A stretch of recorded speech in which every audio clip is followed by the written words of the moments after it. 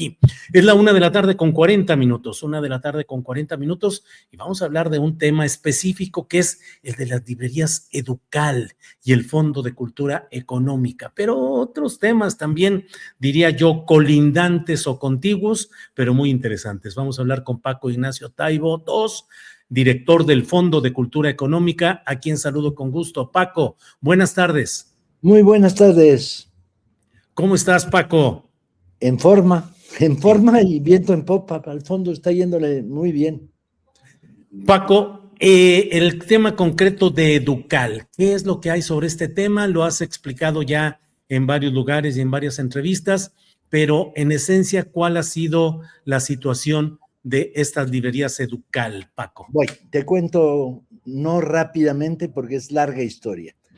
Desde el gobierno de Andrés Manuel y posteriormente con el acuerdo con Claudia, la decisión de que se fusionara el fondo con Educal estaba en nuestras manos y hubo que procesarla. Entonces, a principios de este año empezamos el proceso ya final.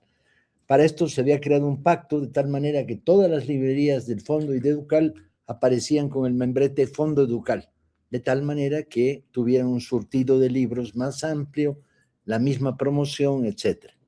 El caso es que Educal estaba en una crisis profunda, gastaba más dinero en su nómina de lo que recuperaban sus librerías, estaba con números rojos y eso le estaba creando un problema que se repercutía mes con mes, que era, empezaba a generar deudas de los libros que vendo, no los puedo pagar a las editoriales que me los dan para venderlos.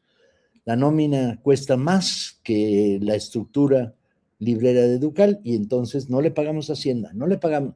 Y se había vuelto un cuello de botella terrible que mes con mes iba destruyendo y poniendo en quiebra. De hecho, estaba en real quiebra. Entonces, la fusión tendía a resolver esto. Cuando se planteó por primera vez en la comisión que iba a generar la fusión en relación con la SEP, con un buen gobierno, con Hacienda, la tendencia era liquidamos Educal y yo dije no, porque significa abandonar la idea original de fusionar, no liquidar. Y entonces lo que planteamos fue un proceso mediante el cual lo mejor de Educal se salvara. ¿Qué era lo mejor? Yo creo que era su red de librerías, su red de librobuses, las librerías móviles y su bodega. En ese sentido, planteamos que iba a proceder el camino de la fusión de la siguiente manera. Ahí vamos a empezar a absorber las librerías de Educal, a resurtirlas, a librarlas de deudas, a limpiarlas y al mismo tiempo a mantener dentro del fondo a los trabajadores de estas librerías. Este proceso empezó a avanzar en los últimos 2 meses. La pregunta que nos hacíamos es, ¿hay que cerrar librerías en Educal? Y la respuesta que dimos es no. No, porque estas librerías o son económicamente rentables, funcionan, cumplen su función, o son socialmente rentables, son la mejor librería de una comunidad. La quitas y dejaste a esa comunidad sin una buena librería. Entonces decidimos, no, la tendencia es a tratar de salvar al mayor número posible de ellas. Bien, en este proceso creo que hemos perdido 2 de las librerías de Educal. Una por causas ajenas a nuestra voluntad. Estaba en un edificio que rentaba la Secretaría de Cultura, lo abandonó, ya no lo renta y nos tuvimos que salir, que es la librería que teníamos en Reforma. En otro caso, había un par de librerías que tenían duplicidad, o sea, teníamos una del fondo y una de Educal, fusionémoslas en una sola librería, ¿no? Y resolvamos los problemas. Bueno, al momento actual, llevamos medio fusionadas como 40 de las librerías de Educal, de las 70 que hay que terminar de fusionar, y ahora lo que hay que hacer es fusionar a los trabajadores de Educal y en eso estamos, en el tipo de medida que permitirá que esos trabajadores pasen a ser trabajadores del fondo, conservando su antigüedad en el seguro y sus salarios, etc. A la pregunta de ¿han desaparecido librerías de Educal? La respuesta es no. A la pregunta ¿van a desaparecer librerías de Educal? No, en los mismos lugares donde hoy están, con los mismos trabajadores, con un mejor surtido de libros y un mejor sistemas de distribución y financieros, pero van a permanecer. Y sin embargo nos encontramos con una campaña que empieza diciendo desaparecen las librerías de Educal, gracias a uno de los periódicos cuentachiles que hay en esta capital. Y tuvimos que decir, no, no es verdad, no hay tal. Y eso es lo que digo, no hay tal.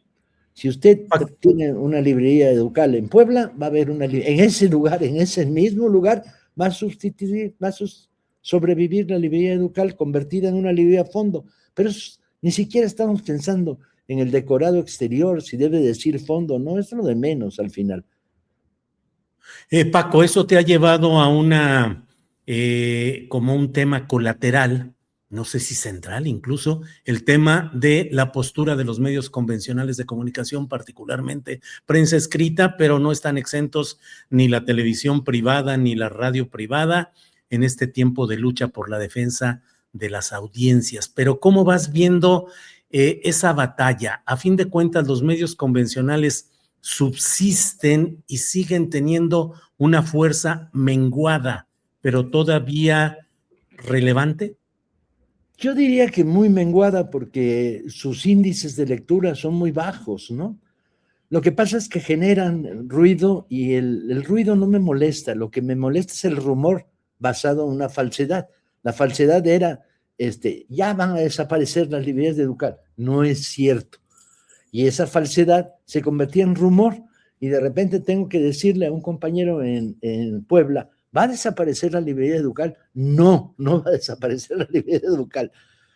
Nos obliga, y tuve que usar palabras rudas, amparándome en el diccionario del español que se habla en México. Dije, oigan, jóvenes, esto obedece a un tipo de medios pinches, y usé la palabra pinche amparándome en la definición, que me encanta porque aquí la tengo enfrente, que usé.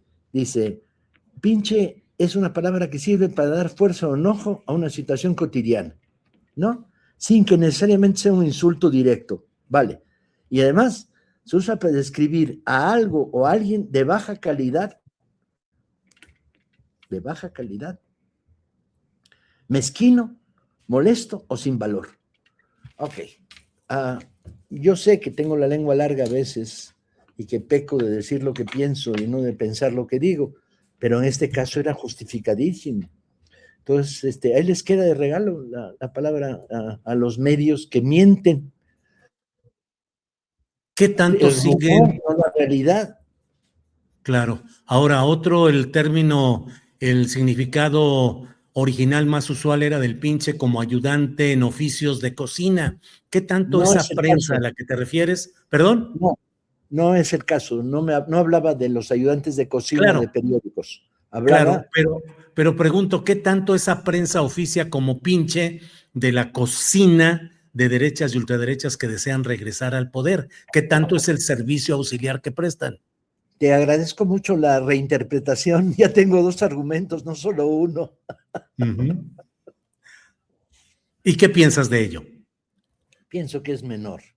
Lo que pasa es que obliga a una campaña de reinformación. Lo que pasa es que tampoco era trascendente porque los hechos van a demostrar en el curso de los próximos meses que las librerías subsisten, que los librobuses, no, las librerías hasta van a crecer. De 100 librerías que tenemos, vamos a llegar a 103. Se crean en Reynosa, en Córdoba, en lugares de donde no teníamos librería, en un museo en la Ciudad de México, en Catepec, a nuevas librerías. Uh-huh. Y al mismo tiempo va a mejorar la calidad de estas librerías, porque el problema con Educal estaba llegando a una situación crítica, que era no le pago a mis proveedores, pues dejan de surtirme. Ahora, Paco, ¿qué tanto se ha avanzado en la tarea de que la lectura permita una conciencia crítica más definida? Me permitiría decir, estamos en una etapa en la cual ha habido una agitación, una mayor participación electoral, una mayor toma de conciencia en lo general, pero ¿qué tanto se ha ido afinando esa toma de conciencia mediante la cultura y la lectura? Yo creo que mucho. Lo que pasa es un proceso lento. Cuando nosotros lanzamos la campaña 25 para 25, 2,5 millones de libros regalados en toda América Latina, tuve que detenerme cuando alguien me pregunta, ¿y vas a crear 2,5 millones de lectores? Y la respuesta es no. Lo que voy a crear es 500,000, porque recibieron 1, 2, 3 libros, de ciudadanos jóvenes a los que les cree curiosidad, que es el paso previo a la lectura. Si un joven recibe uno de estos libros, no lo haces lector porque lea un libro, lo haces camino a la lectura porque de repente descubre que la literatura sí es divertida, sí aporta, sí crea pensamiento crítico, o le empieza a interesar la poesía, o le gusta un autor, y eso te da una senda para ir hacia el libro. Por otro lado, estamos creciendo de una manera sorprendente entre clubs y salas de lectura voluntarios en todo el país.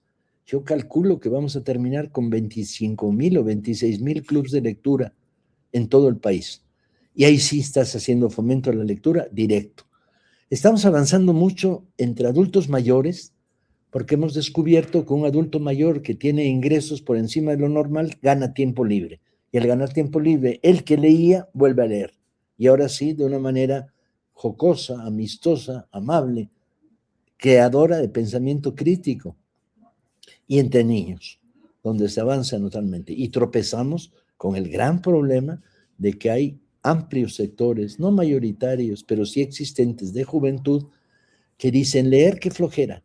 Híjole, combatir contra eso es una batalla muy dura, de poco a poco irles creando la curiosidad que los lleva a la lectura y a la lectura. Y estamos creciendo, pero de una manera más lenta entre los jóvenes. Paco, lo cibernético, el Internet, particularmente la inteligencia artificial, ¿están disolviendo el hábito de lectura y de pensamiento crítico entre las nuevas generaciones? No, yo creo que no le puedes aplicar en términos generales a la técnica las maldades del desuso del tiempo libre. Lo tienes que aplicar a formas de abuso, que es, tú vas hacia lo simple y de lo simple vas a lo complejo. Cuando el telefonito en el salón de clases te resuelve el problema de multiplicar, te está impidiendo que realices una operación mental, que desarrolles tu mente, que desarrolles tu información, tu conocimiento. La batalla entonces no es contra el telefonito, la batalla es contra el uso del telefonito y no puedes ganar la batalla prohibiendo, tienes que ganarla sustituyendo. Cada vez que llegamos a una escuela normal y llego a escuelas normales una por semana, la batalla es, ustedes van a ser maestros.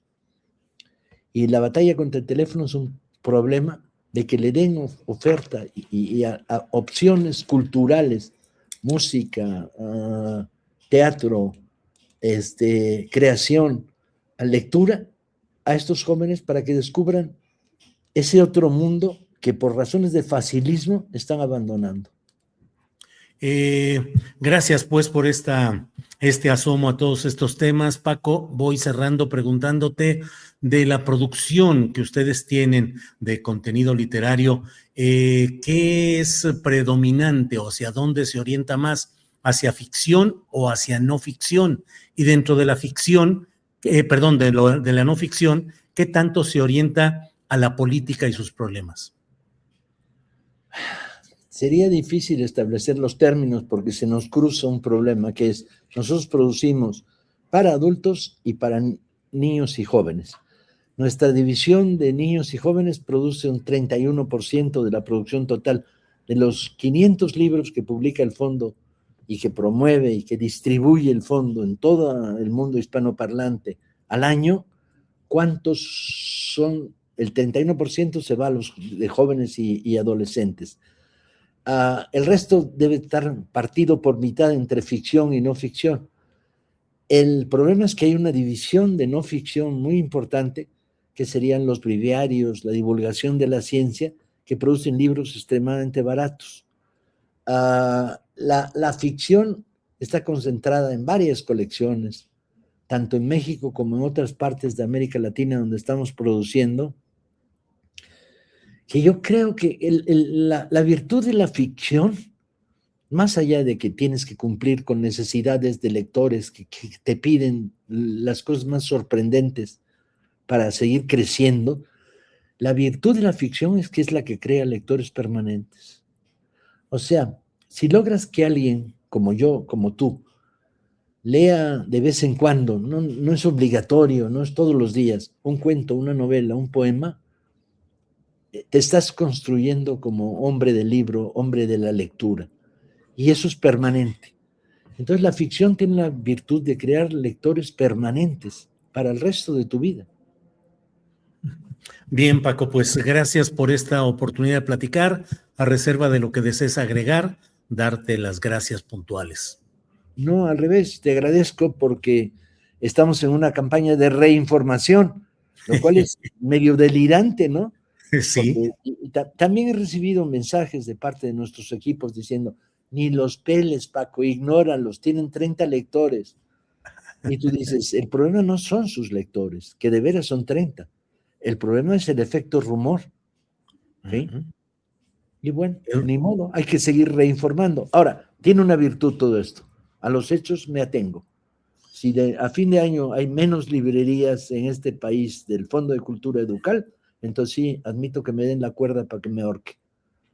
Bueno, así, ya lo veremos. Solo cierro. Rumor, mecanismo y plataforma necesaria para la guerra política. Esa definición es horrible, es justificativa. ¿Cómo lo ves? Ese imperio del rumor y de la mentira y la nota falsa, sobre todo en redes sociales. Todos los que estamos en la comunicación, bien sea la comunicación del libro, bien sea la comunicación informativa, el debate político, el debate social, estamos sometidos a una permanente campaña de desinformación. Y pareciera de repente, sean inocentes, no está organizada. Y tú dices, no está organizada cuando en el mundo del libro me enfrento a comunicadores de las virtudes de cierto libro que están a sueldo y que no leen el libro que comunican. Hijo, man, ese es el rumor más feo, man. Así es. Bueno, pues Paco, gracias por esta plática, gracias por esta información precisa y seguimos adelante, Paco. Muchas gracias, hasta luego. Nos veremos pronto. Te contaremos otras cosas conforme este proceso avance. Cuando quieras. En principio, dentro de 10 días tenemos la venta nocturna en todas las librerías del Fondo Educal con descuentos brutales y novedades a muy bajos precios. O sea que en 10 días. Empezamos el 3 de septiembre. El 3 de septiembre empezamos. El 3 de septiembre. Muy bien. Paco, pues muchas gracias y seguimos en contacto. Hasta pronto. Adelante.